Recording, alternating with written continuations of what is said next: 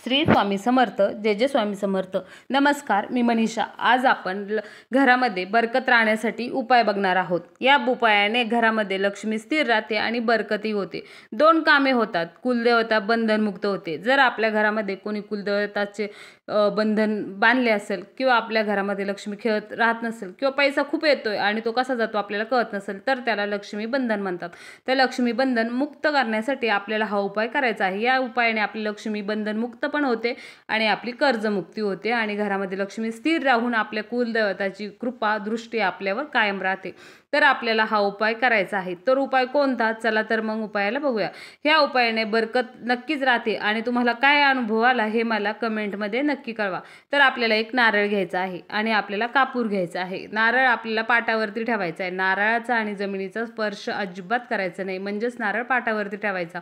तर त्या नारळावरती कापूर ठेवायचा आहे आणि तो कापूर आपल्याला जाळायचा आहे। ह्या उपायाने दोन कामं होतात, कुलदेवता बंधन मुक्त आणि लक्ष्मी बंधन निघून जाते। तर आपल्याला तो कापूर जाळत असताना एक मंत्र म्हणायचा आहे, ओम श्री चैतन्य कुलदेवता जागृत जागृत स्वाहा। परत एकदा, ओम श्री चैतन्य कुलदेवता जागृत जागृत स्वाहा हा मंत्र बोलावे। जोपर्यंत कापूर जळत आहे तोपर्यंत हा मंत्र आपल्याला म्हणायचा आहे। तोपर्यंत आपल्याला कापूर जाळायचा आहे, जोपर्यंत नारळ फुटत नाही।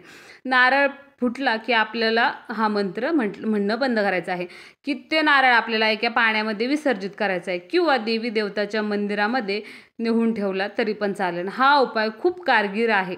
या उपायाने नक्की अनुभव येतात। काय अनुभव तुम्हाला आला हे मला कमेंटमध्ये नक्की कळवा। आणि नारळ जमिनीवर स्पर्श करू देऊ नका, नारळाने नेहमी पाटावरती ठेवायचा आहे। हा उपाय खूप प्रभावशाली आहे। कुलदेवता याने नक्की स्थिर होते आणि घरामध्ये खूप बरकत राहते। तुमचे अनुभव मला नक्की कमेंटमध्ये सांगा। व्हिडिओ आवडला तर लाईक आणि शेअर करा। श्री स्वामी समर्थ, जय जय स्वामी समर्थ।